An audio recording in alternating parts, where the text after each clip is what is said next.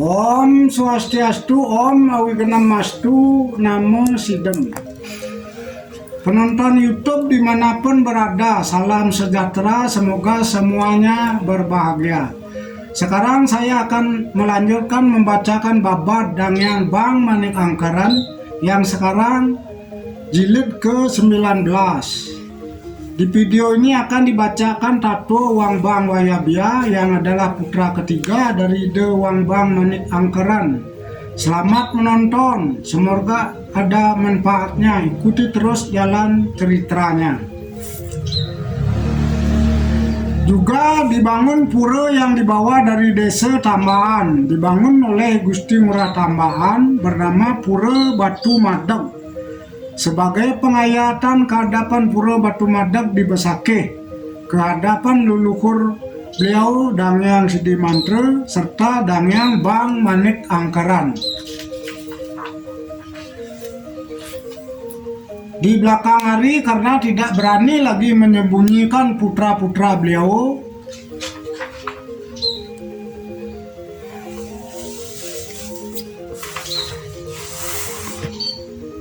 karena sudah diintip oleh Dewa Taman Bali dan juga karena sangat sayang ayahnya kepada semua putranya agar masih hidup, maka diminta putranya semua untuk berpindah tempat, pergi diam-diam meninggalkan desa Tegal Bebalang, I Gusti Ngurah Tambahan, I Gusti Arsegui, Gusti Ayu Jembung sudah hamil, berjalan menuju Den Bukit membawa pusaka keris pejenengan beliau yang bernama Ki Bahan Kau-Kau.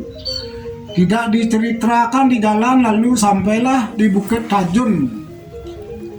Hentikan dahulu sampai di sini.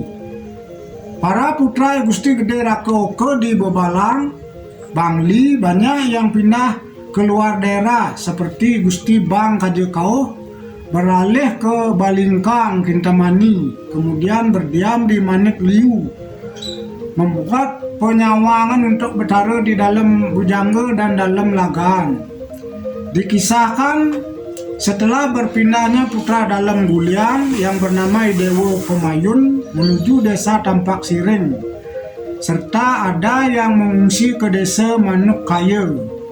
Ada ikut serta putra Arya Bang Wayabia atau Kajekau membawa pusaka pejenengan bernama Ki Palang Soka. Itu sebabnya ada para putra Arya Bang Wayabia dahulu yang bernama Gusti Paseh berdiam di Tampak Siring serta Gusti Merangi di Manukaya. Adiknya Gusti Made Selir beralih tempat ke Tegal Wangi, disertai Prasanak Ipasak Pulesari berdiam di sana. Mempunyai putra 4 orang, yang bungsu I Gusti Ketut Tegal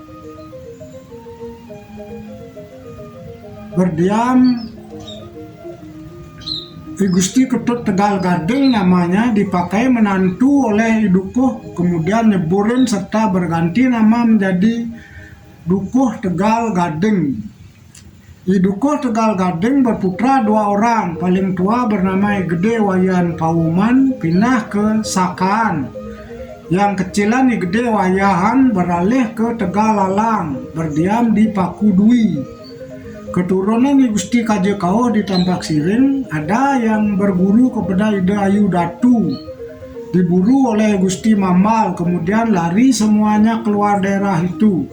Ada yang mengungsi ke Belah Batuh, Bebalangan Sange, serta Bong Kase. Diceritakan putra Gusti Kajekau di desa Tegal Bebalang bernama I Gusti Talibeng, I Gusti Sideman, I Gusti Dauh, I Gusti Sale, I Gusti Pering. Semuanya mengambil nama dari ibu. Pungkusan Wadu. I Gusti Pering menjadi pengemong pura dalam Penasar sebagai penghayatan bertaruh dalam puri Ring Besakeh. Itu permulaan keturunan Gusti Kajekau dahulu. Ada lagi keturunan Arya Pinateh dari Kertelangu, Kesiman, menyembunyikan wangsanya di Belah Batuh, kemudian pindah ke Bebalang, berdiam di Tegal Bebalang, menjadi Arya Bang Wayabia. Diceritakan lagi keturunannya Gusti Kajekau dahulu, yang paling utama putra Gusti Dangin Pasar bernama Gusti Lukluk, serta adiknya bernama Gusti Made Kajekau mengungsi menuju kawasan Badung. Gusti Lukluk kemudian nginep wangsa. Lama kelamaan Gusti Lukluk jatuh cinta kepada putri Mekal Saunggaling dan kemudian dipersunting sebagai istri. Selanjutnya bertempat tinggal di Titih, Badung. Gusti Lukluk berputra 5 orang. Seorang menjadi warga Mekal Saunggaling, seorang berpindah ke Kedonganan, seorang ke Gerenceng. 2 yang lainnya masih berdiam di Lukluk, Titih, membangun pengayatan dalam lagan di pemerajaannya. Lama kelamaan adik Gusti Lukluk yang bernama Gusti Made Kajekau pindah dari Badung mengungsi menuju daerah Tabanan. Selanjutnya ke Tuak Ilang, bertemu dengan anak Ipasak, kemudian menjadi warga Nyeburin bernama Gede Kajekau. Ada lagi putra Gusti Dangin Pasar yang bernama Gusti Bebase serta Gusti Dauh Giri. Gusti Bebase mengungsi ke kawasan Beringkit, Badung. Dari Badung, Gusti Bebase menuju kawasan Titih. Disambut oleh saudaranya di sana, menyunting istri dari warga Gaduh berputra Gusti Kompiang Base. Kemudian nginep wangse dari Titih. Gusti Bebase kembali ke Beringkit, berdiam di sana, nyungsung pura dalam lagan di Pengadangan. Belakangan ada putra dari Beringkit pindah ke Cica, Kapal. Ada yang ke Kekeran serta Gulingan, dan ada juga yang beralih tempat ke Baler, Balai Agung, daerah Jemberana. Adiknya Gusti Dauh Giri mengungsi ke desa Tuak Ilang. Ada para putra dari Tuak Ilang pindah ke Pasut, Kerambitan, serta ke Banjar Lebah, Tabanan, mengadakan pengayatan dalam lagan di pemerajaannya. Hentikan dahulu. Ada lagi putra Gusti Gede Rakeoke di Bebalang bernama Gusti Bang Panasan dan Gusti Bang Dauh pindah ke Pangsan, membangun pura dalam lagan di Pangsan. Gusti Bang Dauh pindah ke Mambal. Di Mambal karena berbeda pendapat dengan Gusti Mambal, kemudian pindah dari Mambal ke Abian Semal, membangun pura dalam Bujangge serta dalam lagaan. Lagi ada putra Gusti Ngurah Gede Rakeoke bernama Gusti Bang Panasan Weda, pindah mengungsi ke desa Sanpara, membawa arce Prajapati dalam lagaan. Patung itu disungsung oleh Arya Bang Wayabia di Sanpara, ditempatkan di pemerajaan di sana, di Setana Pengayatan Pura dalam lagaan. Ada lagi para putra Gusti Ngurah Gede Rakeoke di Bebalang pindah ke Angan Take bernama Gusti Gede Putra. Saudaranya yang bernama Gusti Kekeran pindah dari Bebalang menuju keluarganya di Serokadan. Dari Serokadan Gusti Kekeran pindah ke Katek Lantang, Lianya, membawa arca, kemudian berpindah lagi serta berdiam di Air Paku atau Jukut Paku. Ingat dengan dalam lagan dan dalam bujangga, serta ada lagi saudaranya yang bernama Gusti Tulia berdiam di Semung. Gusti Madya pindah ke kawasan Badung. Ditunjukkan tempat oleh saudaranya di Badung, berdiam di Cimaran, nyungsung pura Balangan sebagai peringatan kepada Ide Betara yang Tegal dalam lagaan. Kemudian berputra berhamburan pindah ke kawasan Badung sebelah selatan seperti Desa Tanjung, Bukit Catu, Ngasan, Celuk, Bualu. Juga ada putra Arya Bang Wayabia yang pindah dari Balai Agung, Bangli, belakangan menuju Panginyan. Payangan. Diceritakan juga anak dari Gusti Gede Kajekau di Bebalang ada yang berpindah tempat ke Blege belah Batuk. Diceritakan para putra Gusti Ngurah Demang di Petak karena menepi tempat tinggalnya dekat dengan Taman Bali. Senjata berang yang dipakai sebagai pusaka diinginkan oleh saudara yang berdiam di Petak itu.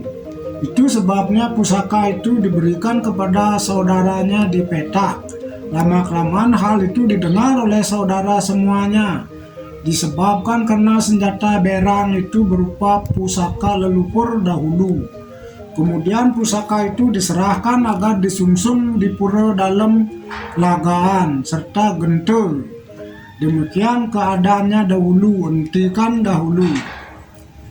Diceritakan kembali Gusti Ngurah Tambahan Saguna di Bukit Tajun disambut oleh Ki Pasak Bulian. Di sana Gusti Ngurah Tambahan lama berdiam serta membuat pesanggrahan serta pengayatan betara.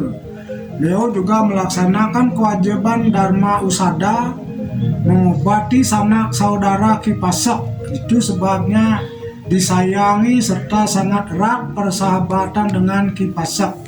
Kemudian beliau memohon agar membuat persawahan tempat menggembalakan itik kuda lembu. Tempat persawahan itu dinamai Subak Tambahan. Diceritakan juga tatkala Ki Pasak Bulian menemui kesulitan sehari-harinya disebabkan karena banyak sapi peliharaan Ki Pasak hilang tanpa bekas. Beliau dimohon belas kasihannya Gusti Ngurah Tambahan kemudian melakukan yoga semadi. Akhir cerita berhasil sapi-sapi itu diambil dari buta-buti Banaspati yang menyembunyikan di tempat mereka. Karena itu Gusti Ngurah diberikan tanah persawahan yang sudah dibuat. Kemudian beliau bertempat tinggal di Alas Arum. Tempat itu kemudian dinamai Kubu Tambahan, sebab di sanalah tempat tinggal Gusti Ngurah Tambahan. Hentikan dahulu.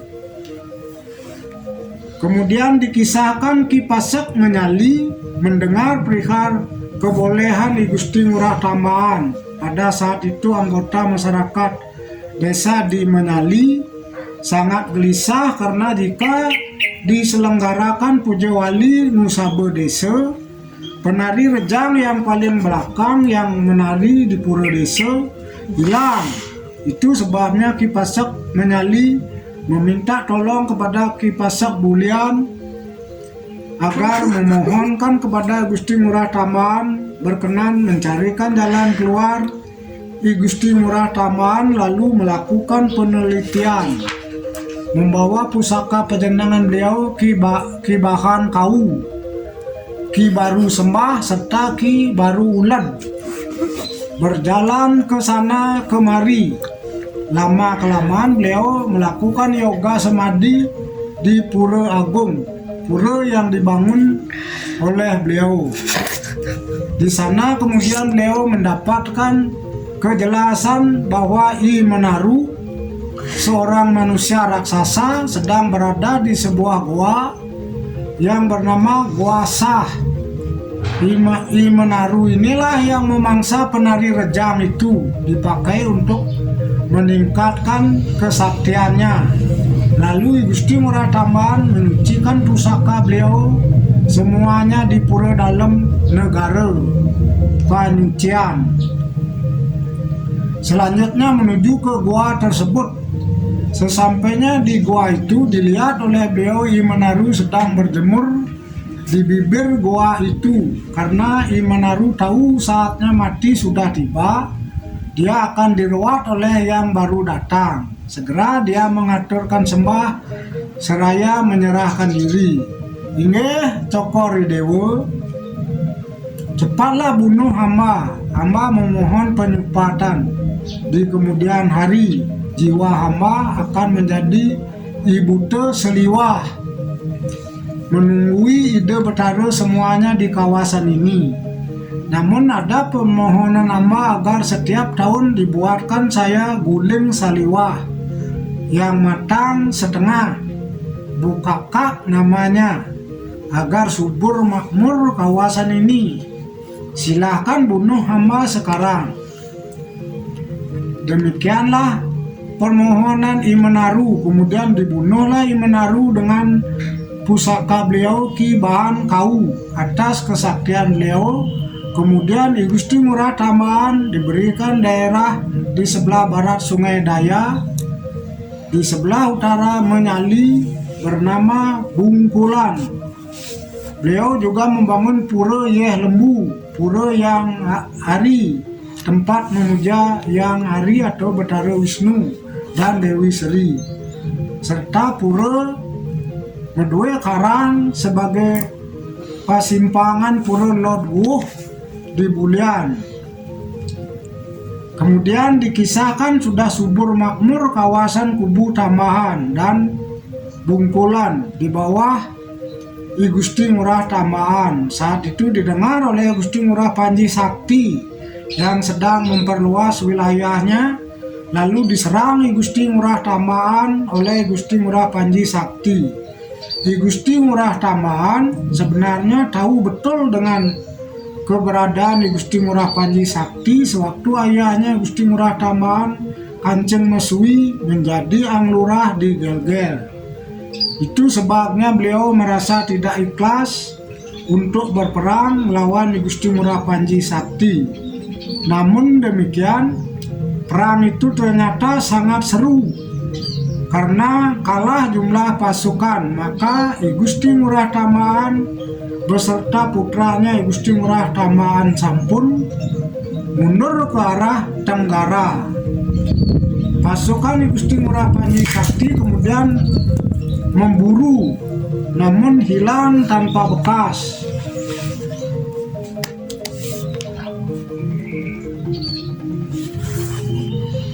I Gusti Ngurah Panji Sakti sewaktu ayahnya Gusti Ngurah Tambahan Kanjeng Mesui menjadi Anglurah di Gelgel. Itu sebabnya beliau merasa tidak ikhlas untuk berperang melawan I Gusti Ngurah Panji Sakti. Namun demikian, perang itu ternyata sangat seru karena kalah jumlah pasukan, maka Gusti Ngurah Tambahan beserta putranya Gusti Tambahan Sampun mundur ke arah Tenggara. Pasukan Gusti Ngurah Panji Sakti kemudian memburu, namun hilang tanpa bekas. Tambahan hilang. Tempat itu belakang dinamai Tamlang karena tidak bisa dicari. Kemudian I Gusti Ngurah Panji Sakti mengeluarkan janji akan memakai I Gusti Ngurah Tambahan sebagai saudara. Saat itulah kemudian keduanya dipersaudarakan. Kemudian I Gusti Ngurah Tambahan menjadi penasehat I Gusti Ngurah Panji Sakti. Beliau diberikan kepercayaan melatih pasukan yang dinamai dengan Taruna Goa. Putra beliau Gusti Ngurah Tambahan Sampun yang kemudian diberi nama juga Gusti Ngurah Tamlang Sampun, dijadikan Mahapatih Gusti Ngurah Panji Sakti. Gusti Ngurah Tamlang Sampun mempunyai putra laki-laki 2 orang. Yang lebih tua bernama Gusti Ngurah Bungkulan, yang lebih kecil bernama Gusti Ngurah Made Tambahan. Putra yang lebih tua Gusti Ngurah Bungkulan diberikan putri Gusti Ngurah Panji Sakti sebagai istri. Pada saat menyerang Blambangan, Gusti Ngurah Panji Sakti didampingi oleh Mahapatih Gusti Ngurah Tamlang Sampun dan Gusti Made Batan. Juga seketika merencanakan menyerang Gusti Agung Meruti di Gelgel. Gusti Ngurah Tamlang Sampun dijadikan utusan merencanakan hal tersebut bersama dengan Gusti Ngurah Sidemen serta Gusti Jambe Pule di Badung. Gusti Agung Maruti baru kemudian kalah setelah patihnya Ki Dukut Kerta dibunuh oleh Gusti Ngurah Tamlang Sampun di Medan Laga. Sejak saat itu istana Idewa Agung Jambe yang menjadi penguasa berpindah istana ke Semarapura, hentikan dahulu. Diceritakan Gusti Ngurah Bungkulan berpindah tempat dari Alas Harum ke sebelah barat Sungai Daya.